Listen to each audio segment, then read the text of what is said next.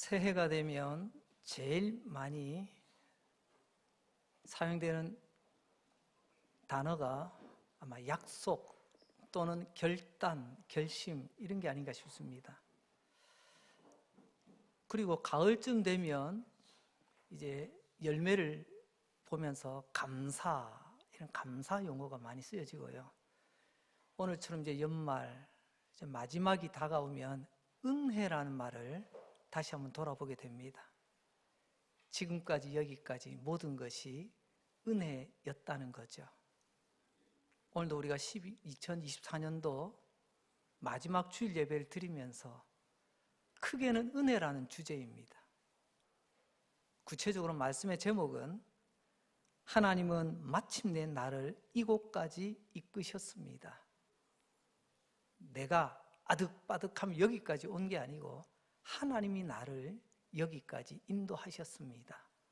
이 제목 꾹 짜면 뭐가 나올까요? 은혜였습니다. 모처럼 저희 가족들이 며칠 전에 강릉 CGV 극장을 다녀왔습니다. 정말 모처럼이었어요. 한 20년 전에 개봉했던 영화가 참 인상 깊었는데 한 20년 만에 이제 속편이 나왔잖아요. 이름하여 글래디에이터 2. 이 영화를 모처럼 가족과 함께 보았습니다. 포스터 한번 띄워주시겠습니까? 다른 것보다도 이런 영화입니다. 고대 이 검투사들의 이야기, 그런 이야기인데 포스터를 가만히 보면요, 여러분 누가 주인공처럼 보입니까? 물론 항상 주인공은 가운데 있죠. 제일 멋진 폼으로 막 얼굴에 힘주고, 맞아요, 저 사람은 주인공입니다. 그런데요, 표면적으로는 저 사람이 주인공이 맞는데 실질적인 주인공은 포스터 가만히 보면 제일 얼굴이 큰 사람이 있습니다. 누구죠? 제일 꼭대기에. 지금 화면상으로 어떤지 모르겠는데요, 저 배우가 흑인입니다.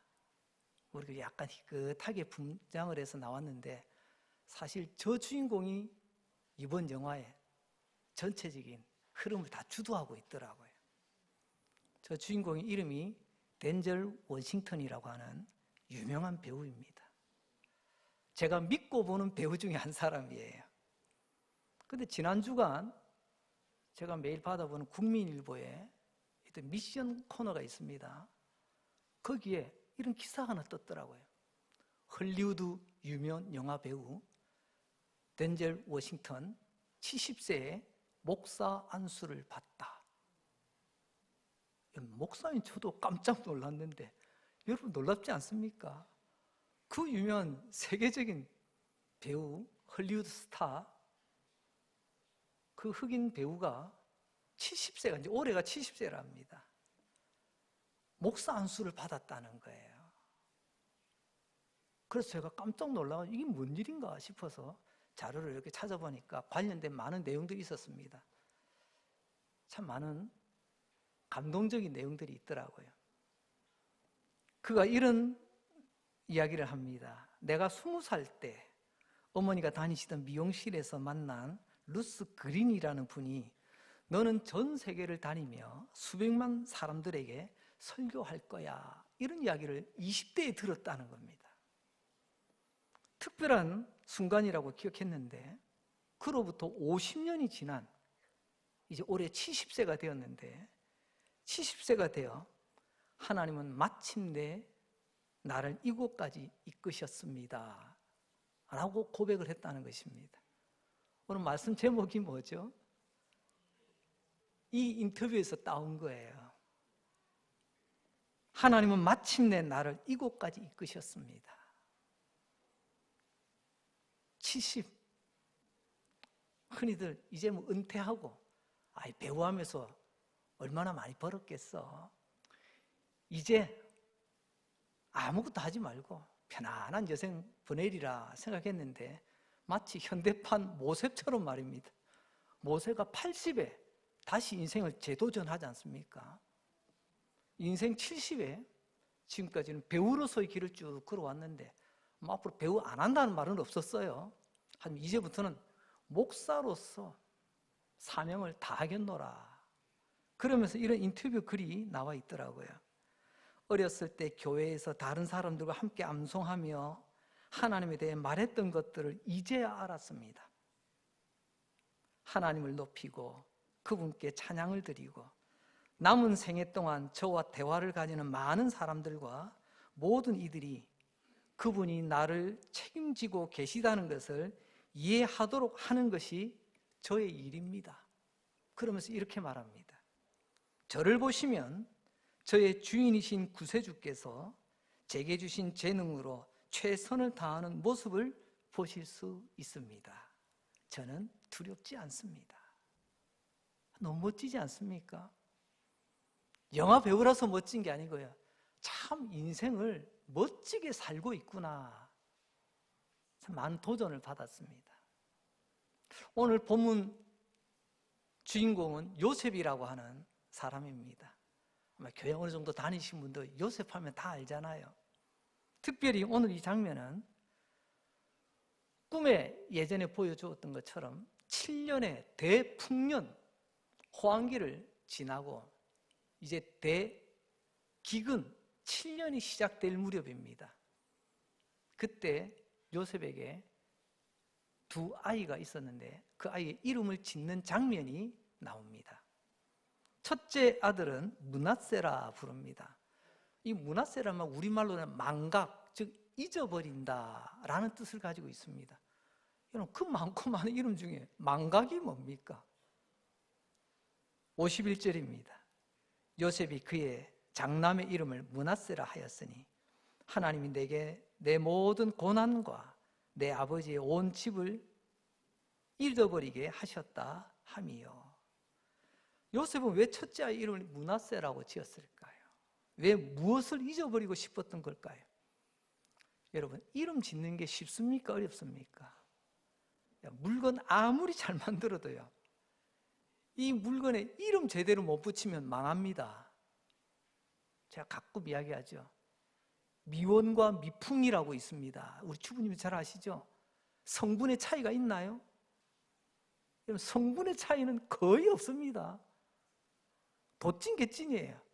그러나 여러분, 미풍보다 미원을 사람들이 더 많이 찾습니다. 그래서 대량으로 만드는 중화요리집에서는 미풍을 좀 많이 쓰시더라고요. 성분은 똑같은데 값이 싸니까. 근데 왜 똑같은데 미원이 더 우리나라에서는 성공했느냐? 예전에 유명한 우리나라 문화학자가 그런 말을 했습니다. 우리나라는 아침 대바람부터 입에 풍풍거리고 다니는 거 별로 안 좋아한다. 그래서 가게에 가가지고 미풍 주세요. 이런 것은 어감적으로, 정서적으로 우리에게는 안 맞다는 거예요. 원래 미풍, 맛의 풍미, 뜻은 좋거든요. 하여튼 미원 참 느낌이 부드럽지 않습니까? 그래서 이미 성분의 승부가 아니라 장명에서 승부는 갈라졌다, 이런 표현을 썼어요. 저도 아이 이름 짓는데 참 고민이 많았습니다. 왠 줄 아십니까? 저는 변씨에 대한 애환이 있어요. 아픔이 있습니다. 바꿀 수 없는 이 변씨에 대한, 어릴 때 아이들이 뭘 압니까? 변자와 연결된 직접적이든 간접적이든 모든 게 제 별명이었습니다. 싫어도 어떡해요? 그 아픔을 딛고 자랐지만 이제 슬슬 고민이 됩니다. 우리 아이들의 이름을 어떻게 짓지? 그렇다 성을 바꿀 수는 없잖아요. 바꾸지 못하는 성에 이름을 붙여줘야 되는데 제가 겪었던 그 이름에 대한 아픔을 물려고 주시지 않아서 제 나름대로 참 고민 많이 했습니다. 그러던 가운데 문득 이런 생각을 했습니다. 그래, 이 이름이다. 성경에 보니까 기가 막힌 이름이 있더라고요. 저는 원래 제 이름이 중학교 국어 선생님 만나기 전까지는 제 이름이 석자인 줄 알았습니다. 쓸 때는 두 자인데 읽을 때는요, 베네기 이렇게 읽었거든요. 선생님이 그렇게 불러주시고요, 친구도 그렇게 불렀어요. 제가 중학생이 될 때까지 누구도 변혁 이렇게 불러본 걸 들어본 적이 없습니다. 근데 중학교 국어 선생님, 예쁜 우리 여자 선생님이 변혁 불러주시는데 제가 반응을 못했습니다. 분명히 변혁은 변혁인데 제가 아닌 거예요. 나중에는 깨달았죠. 그래서 제 아이 이름을 짓습니다. 그래, 꼭 변씨라고 지어야 되냐? 변씨 아니면 어때? 그래서 저는 성을 바꿨습니다. 벤씨로 바꿨습니다. 그랬더니 벤자민이가 성경에 있더라고요. 그래, 이름은 일단 부르기 좋아야 돼. 뜻은 나중입니다. 그 제 첫째 아이 이름이 벤자민입니다. 왜? 부산에는 변씨가 없거든요. 벤씨만 있잖아요. 그랬더니 이름 보는 사람은 다 좋다네. 애기 수첩 들고 애기 접종하러 병원에 가도요, 우리 간호사 선생님들 이름이 적혀 있잖아요. 변자민. 한글을 모르는 게 아니에요. 읽습니다. 벤자민. 아이고 이름 예쁘네. 이렇게 이름을 힘들게 지었습니다. 다시 요셉의 이야기 돌아올까요? 요셉, 그가 타향살이 하면서 내 아이, 첫 아이 가졌는데 얼마나 이름 짓는 신중했을까요? 근데 첫 이름이 므낫세랍니다. 우리는 몰라요, 그게 뭔지. 근데 뜻을 보니까요, 다 잊어버리자.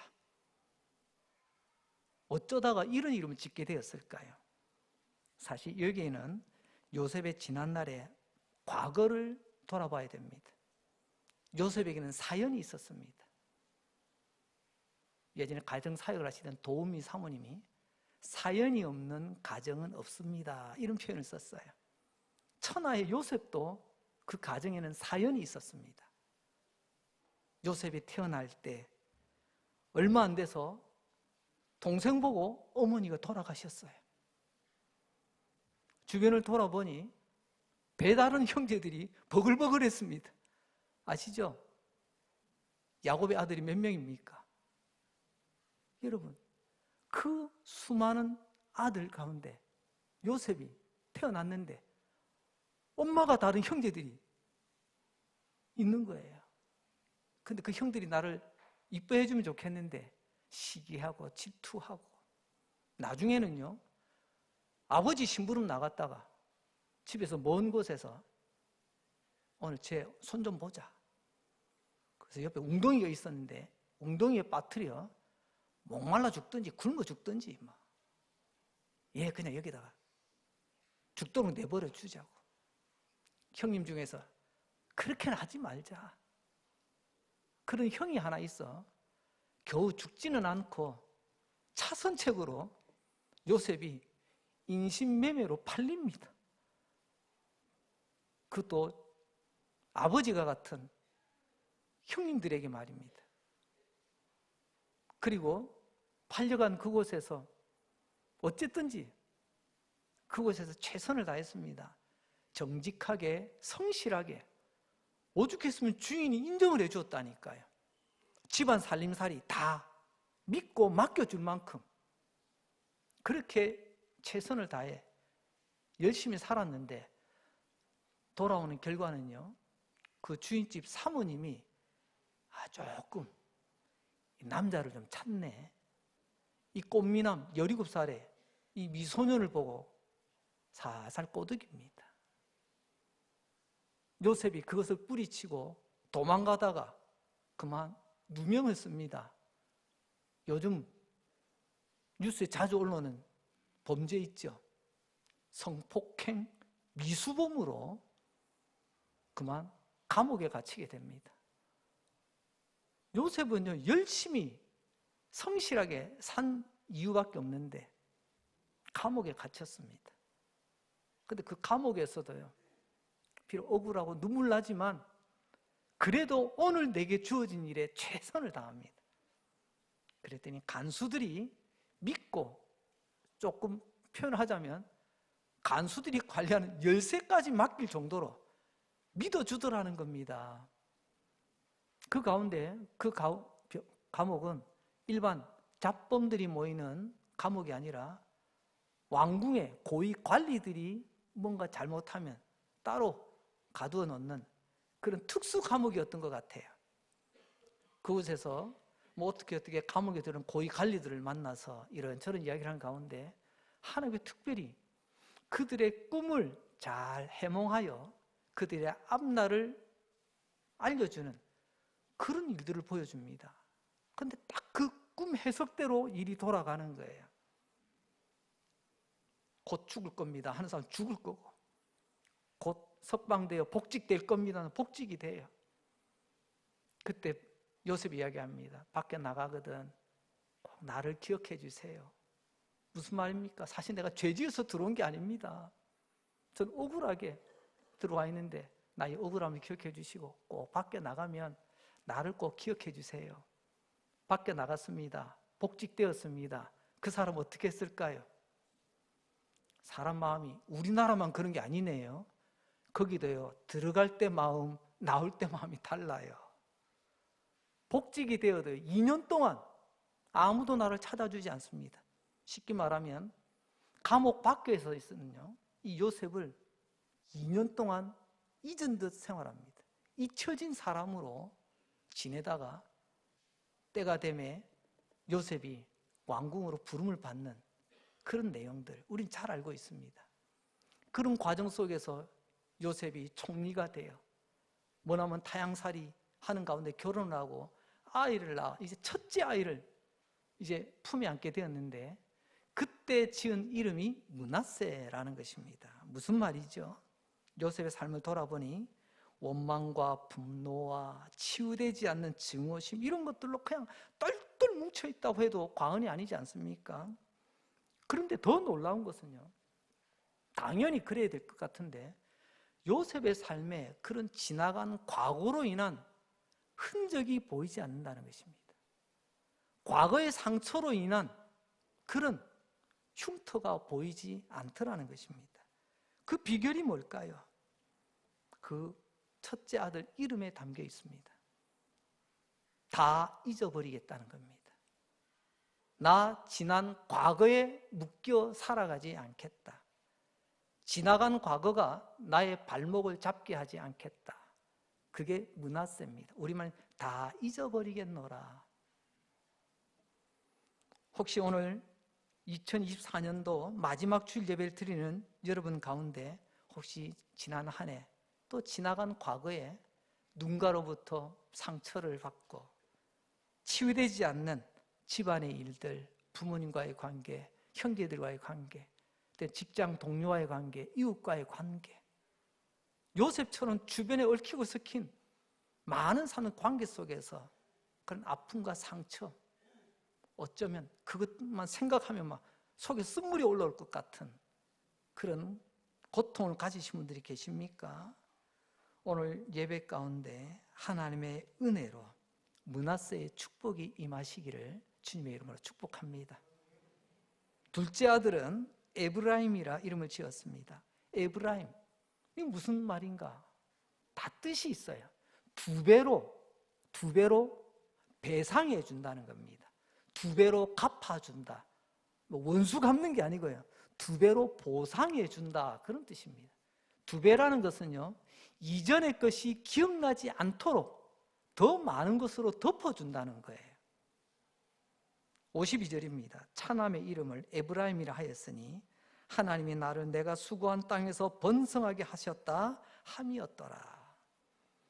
요셉이 큰아들의 이름 므낫세를 통해서 나의 지난 과거에 연연하지 않고 살아가겠노라고 그렇게 므낫세 이름 부를 때마다 다짐하지 않았겠습니까?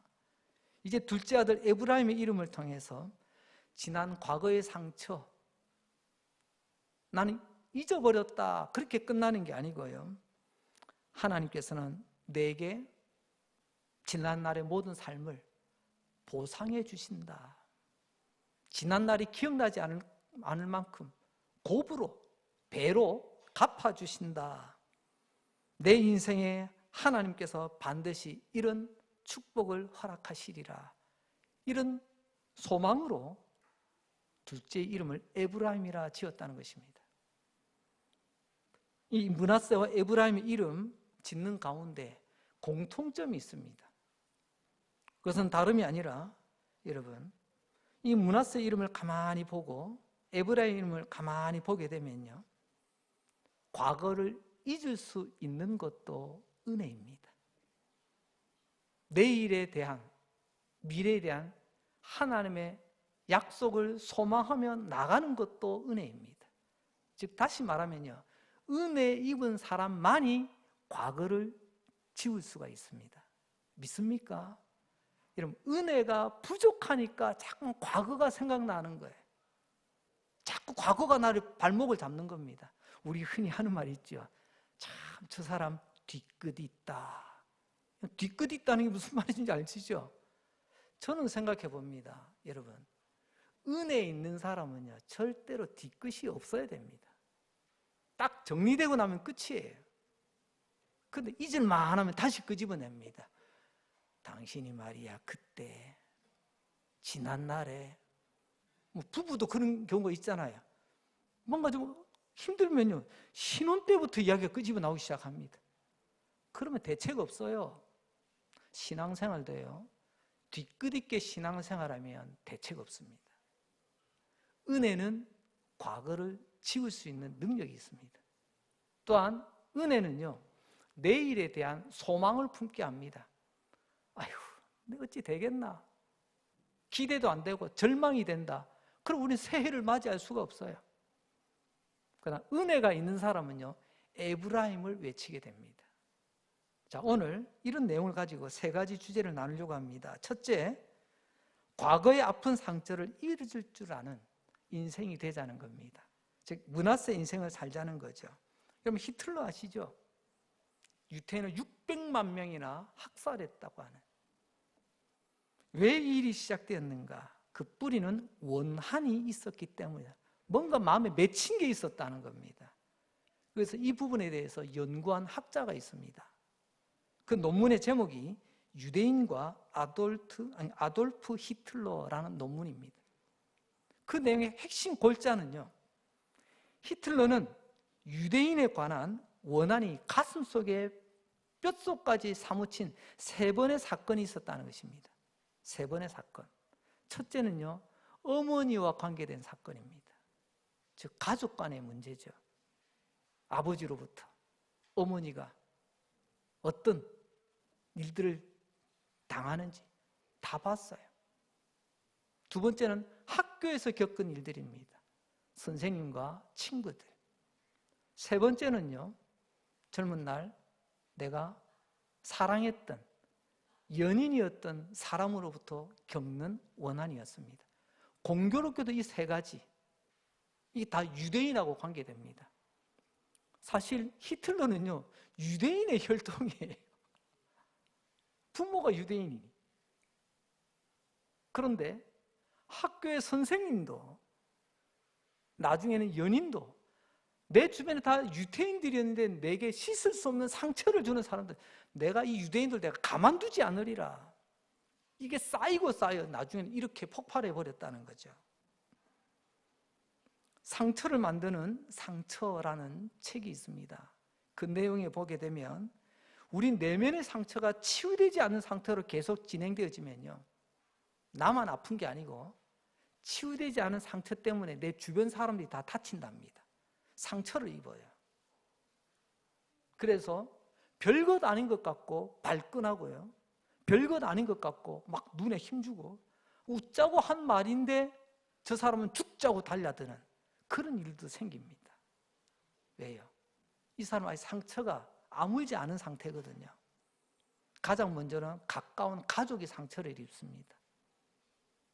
그리고 조금 더 내 생활 반경에서 자주 만나는 사람들, 친구들, 동료들, 이웃들, 그리고 더 나아가서는 히틀러처럼 나중에 대사회적인 적대감을 감고 묻지마, 이런 행패를 부릴 수도 있다는 것입니다. 그런데 복음은 우리에게 희망을 줍니다. 하나님의 말씀은 우리에게 어떤 희망을 줄까요? 에스겔 36장 26절입니다. 또 새 영을 너희 속에 두고 새 마음을 너희에게 주되 너희 육신에서 굳은 마음을 제거하고 부드러운 마음을 줄 것이다. 아멘.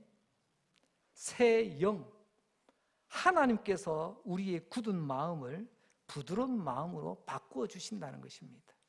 다시 말하면 하나님의 말씀의 은혜가 우리를 변화시킨다는 말씀입니다. 시편 105편 17절로 19절 말씀을 보면 말씀으로 단련된 요셉에 관한 이야기가 나옵니다. 그가 한 사람을 앞서 보내셨으며 요셉이 종으로 팔렸도다. 그의 발은 착고를 차고 그의 몸은 쇠사슬에 매였으니 곧 여호와의 말씀이 응할 때까지라. 그의 말씀이 그를 단련하였도다. 요셉이 어떻게 므낫세의 삶을 살 수 있었는가? 요셉이 어떻게 상처 없는 인생을 살 수 있었는가? 그가 타고난 성품이 좋아서 그런 게 아니에요. 하나님의 말씀이, 하나님의 약속이 요셉 안에서 살아 움직여 역사했기 때문에 그렇습니다. 지금 시편에서 그거를 다시 한번 하나님이 증명하고 계시잖아요. 저는 믿습니다. 말씀만이 사람을 온전히 변화시킬 수 있습니다. 달리 말하자면요, 말씀으로 바뀌지 않으면 세상의 그 무엇으로도 바꿀 수 없다는 말씀입니다. 말씀이 뭐죠? 그게 은혜예요, 은혜. 올해 마지막 주일인 이 시간, 여러분의 보이지 않는 내면이 이 요셉처럼 깨끗이 치유되어 올해를 마무리하고 새해로 넘어갔으면 좋겠습니다. 그 가장 대표적인 게 뭔지 아세요? 마음이 치유되면 제일 먼저 드러나는 외적인 표현이 뭔지 아세요? 그게 얼굴의 표정입니다. 여러분, 우리가 자주 하는 표현이 있죠? 따라서 해볼까요? 내 얼굴은 전도지입니다. 오늘 우리 전도하신 분들 이름 호명하며 여러분 함께 시상해 드렸습니다. 제가 이름을 가만히 보니까요, 공통점이 있습니다. 주보 가만히 보세요. 이분들 딱 보면 이름 듣는 순간 그분들의 미소 짓는 모습이 기억나요. 결론이 뭐냐? 평소에 얼굴에 미소를 잘 짓는 분이 전도도 자연스럽게 잘하시더라고요. 인정하십니까? 동의하시면 이해하십시오. 네. 전도는 따로 있지 않아요. 예수 믿으면 나처럼 됩니다. 이게 전도의 내용이잖아요. 아니, 예수 믿는다면서 얼굴은 우거지상이야. 얼굴에 오만 근심 걱정이 다 쌓여 있어. 저 사람 잘못 걷으면 폭발할 것 같아. 누가 그 사람 보고 예수 믿겠어요? 누가 그 사람 나하고 교회 갑시다 하면 따라오겠어요? 그러나 여러분, 우리 내면이 치유되어지고 우리의 속사람이 하나님의 은혜로 부드러워지면, 여러분, 내 속사람이 부드러워지면 우리 겉사람도 부드럽게 보입니다. 그래서 내 영혼이 미소 짓는 사람이 내 얼굴에 미소를 머금게 돼 있어요. 그래서 예수 잘 믿는 사람은요, 얼굴에 미소가 항상 머물러 있습니다. 여러분, 몇몇 분은 엘리베이터 타고 올라오셨겠지만 많은 분들이 아마 계단으로 올라오셨을 겁니다. 계단 올라오시면서 눈에 띄는 거 없던가요? 우리 교회 벽에는요, 거울이 달려 있습니다. 왠 줄 아세요? 그냥 벽이 썰렁해서 붙여놓은 게 아닙니다. 올라올 때 흐트러짐 없이 하나님 앞에 서자, 돌아보자는 거고요. 나갈 때는 내가 은혜 받고 돌아가는지 아닌지 거울 보고 좀 확인하자는 거예요. 올라올 때는 온갖 우거지상이라도요, 나갈 때는 천사의 미소를 머금고 나가지 않는다면 나 예배 잘못 드린 겁니다. 오늘 주제를 하자면요, 내 속사람이 아직도 치유받지 못한 거예요. 므낫세의 은혜가 없는 겁니다. 요한복음 8장 32절에 보면 요셉이 왜 그렇게 얼굴에 미소를 띠고 자유함을 누렸던가를 알 수가 있습니다. 진리를 알지니 진리가 너희를 자유케 하리라. 그러면 자유하고 얼굴 표정하고 연결해 보세요. 찡그린 게 자유인가요? 아니면 환한 미소를 빚는 게 자유인가요? 진짜 진리가 내 안에 머문 사람은요, 언제나 얼굴이 천사의 미소를 품고 있습니다. 내가 아무리 열심히 하나님 잘 믿는다 해도요, 말씀의 거울 앞에, 벽에 그런 거울 앞에 내 표정을 한번 보세요. 여러분 숙제 하나 드릴 겁니다. 오늘부터 예배 마치고 나가실 때요, 항상 계단 밑에 거울 한번 보고 가세요. 오늘 내가 예배 잘 드렸는지, 내가 그냥 시간만 때우다 가는지 거울 한번 보시라니까요. 예배를 잘 드리셨으면 하나님 은혜를 가득 담고 돌아갈 겁니다. 은혜가 가득하면 절로 내 얼굴에 천사의 미소를 머금게 될 것입니다. 두 번째 주제는요, 미래를 향한 소망이 있는 인생을 살자는 겁니다. 에브라임의 인생을 살자는 거죠. 이사야서 43장 18절로부터 20절, 제가 오늘 찬양대 찬양 듣다가 허걱 놀랐습니다. 아니, 우리 집사님 어떻게 제 마음을 아시고 하나님께서 우리 마음을 감동시켜 주셔서 이 내용으로 찬송케 하셨구나. 참 감동이 되어졌습니다. 우리 같이 한번 읽어볼까요? 이사야서 43장 시작. 너희는 이전 일을 기억하지 말며 옛날 일을 생각하지 말라. 보라, 내가 새 일을 행하리니 이제 나타낼 것이라. 너희가 그것을 알지 못하겠느냐? 반드시 내가 광야의 길을 사막의 강을 내리니 장차 들짐승 곧 승냥이와 타조도 나를 존경할 것은 내가 광야의 물을 사막의 강들을 내어 내 백성 내가 택한 자에게 마시게 할 것임이라. 여러분, 이게 누구 이야기죠? 이게 요셉 이야기 아닌가요? 누구 이야기가 되어야 되죠? 오늘 저와 여러분, 우리의 이야기, 나의 이야기가 되어야 되는 것 아닙니까? 사막같이 메마른 인생, 태어나서 얼마 안 돼서 동생 보자마자 어머니 돌아가시고 형제들에게 구박받고 죽을 뻔하다가 살아났는데도 나는 열심히 했건만 누명 쓰고 감옥에 갇히고 나에게 은혜 입어서 놓고 나는 기억도 안 해주고 정말 사막같이 메마른 인생을 살아가던 요셉의 인생에 하나님께서 은혜를 부어주시니 사막의 강이 열려지는 것처럼 메마른 사막이 물된 동산같이 바뀌는 축복의 역사가 요셉의 이야기 아닙니까? 그 두 아들의 이름을 정합니다. 그 두 아들의 이름을 정하는 이야기가 조금 전에 읽어드렸던 51절과 52절의 이야기였습니다. 장남의 이야기, 둘째 이야기. 이름을 지을 때 공통점이 있죠. 앞서 말씀드렸습니다. 과거의 상처를 치유하시는 분도 하나님, 미래의 곱절로 하나님께서 복을 주신 분도 하나님, 공통적인 것이 다 하나님의 은혜라는 것입니다. 다시 한번 정리하죠.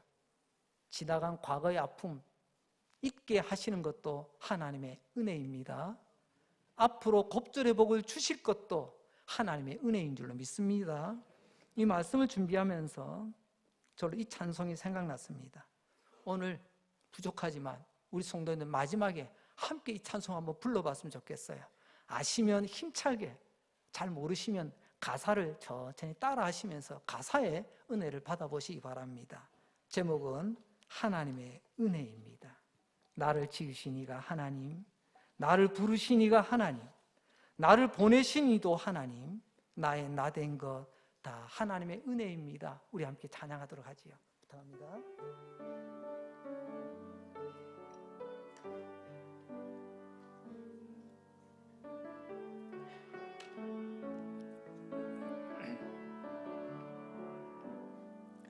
나를 지으신 이가 하나님, 나를 부르신 이가 하나님,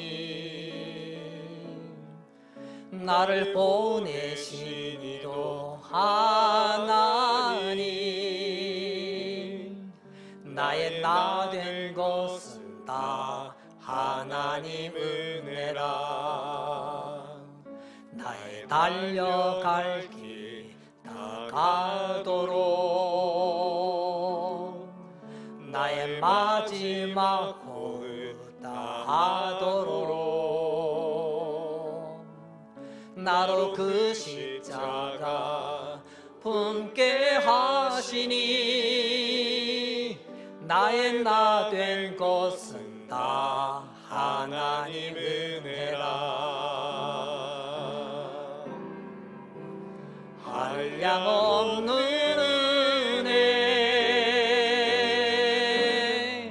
갚을 길 없는 은혜,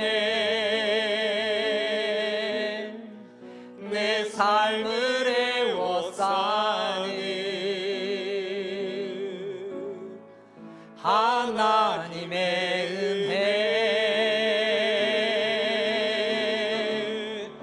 나 주저함 없이 그 땅을 밟은 도 나를 붙드시는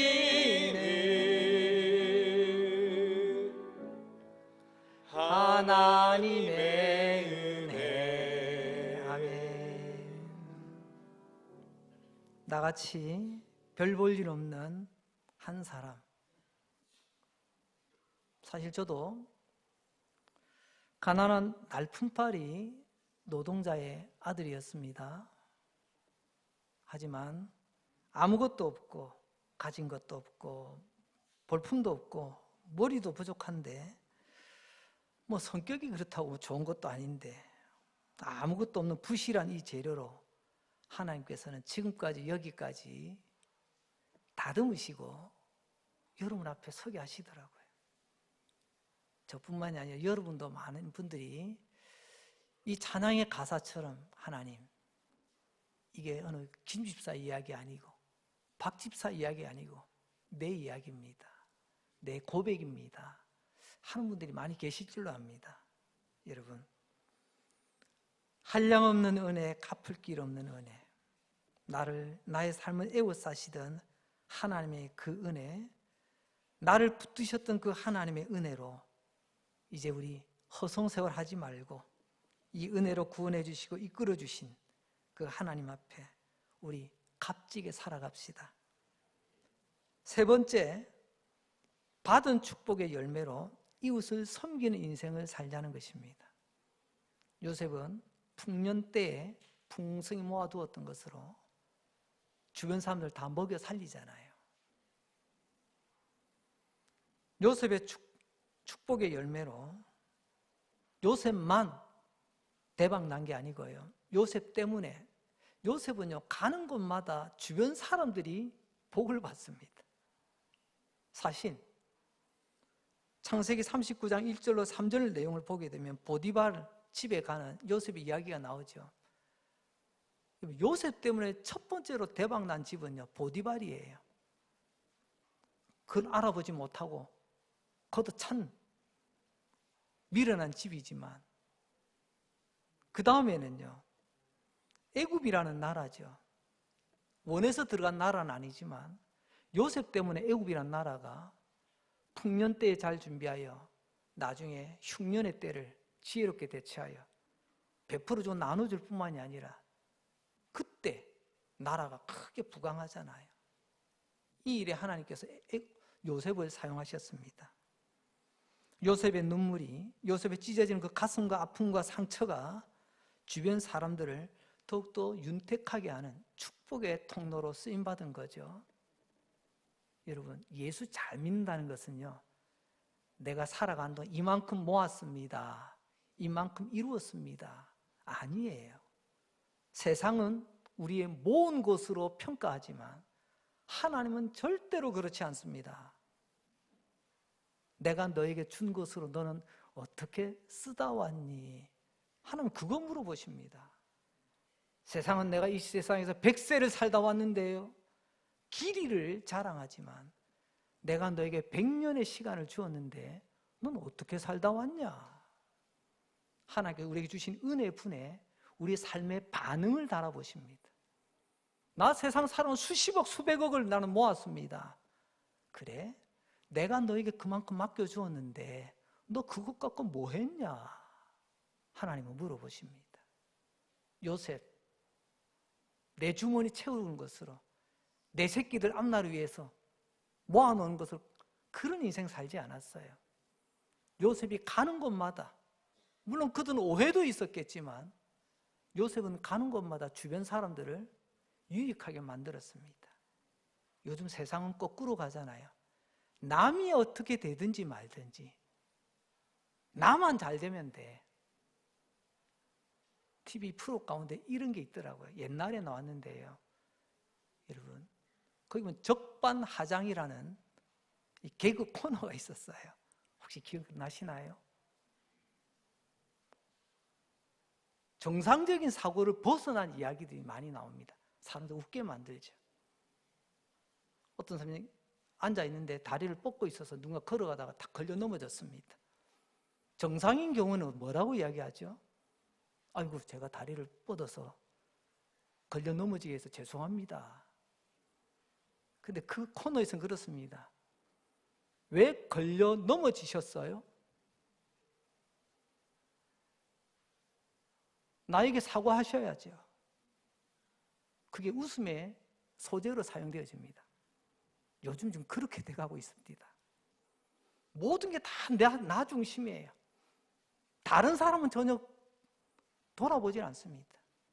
그러나 요셉은 나 때문에 주변 사람이 윤택하게 되는, 보디발의 집이, 간수가, 때로는 억울하게 들어왔던 사람들이, 그리고 내 나라는 아니지만 애굽이, 그리고 나중에는 어떻게 결과적으로 그러냐, 나를 죽이겠다고 달라드는 형님들, 나를 팔아버렸던 그 형님들을 다 불러들여 살려내잖아요. 결국은 그래서 70명이 애굽 땅에 들어가서 그 70명, 그 나그네 같은 사람들이 어디 가서 제대로 살 수 있겠어요? 하지만 안전한 그 애굽 땅에 들어가서 한 400년 동안 그들을 특별히 돌보십니다. 들어갈 때 70명이, 나올 때는 장정만 60만 명. 그래서 어떤 분은 애굽을 하나님께서 준비하신 이스라엘을 위한 인큐베이터다, 이런 표현을 쓰기도 해요. 가만 내버려두면 죽을 텐데, 사라질 텐데, 하나님 그들을 가족이 들어간 민족이 되어 나오게 하셨잖아요. 이 모든 일에 요셉이라는 인물이 있습니다. 오늘 마지막 주제입니다. 창세기 50장 19절로 20절.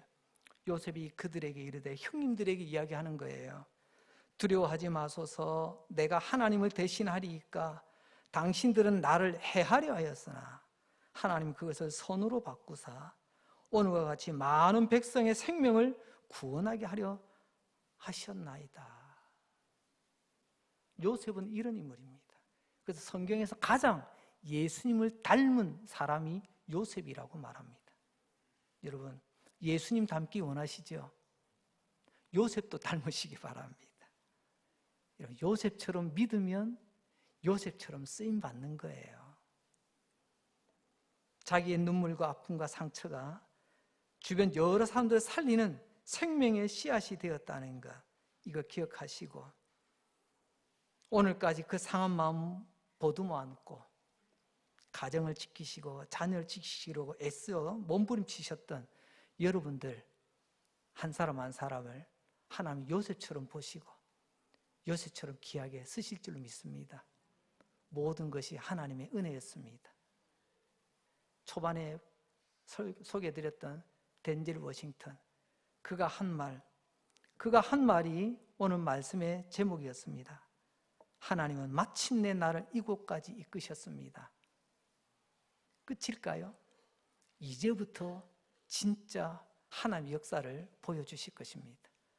2024년 우리의 끝이 아니라 다가오는 새해 더 놀라운 하나님의 계획을 이루어 가시는 요셉과 같은 믿음의 주인공들이 다 되시기를 주님의 이름으로 축복합니다.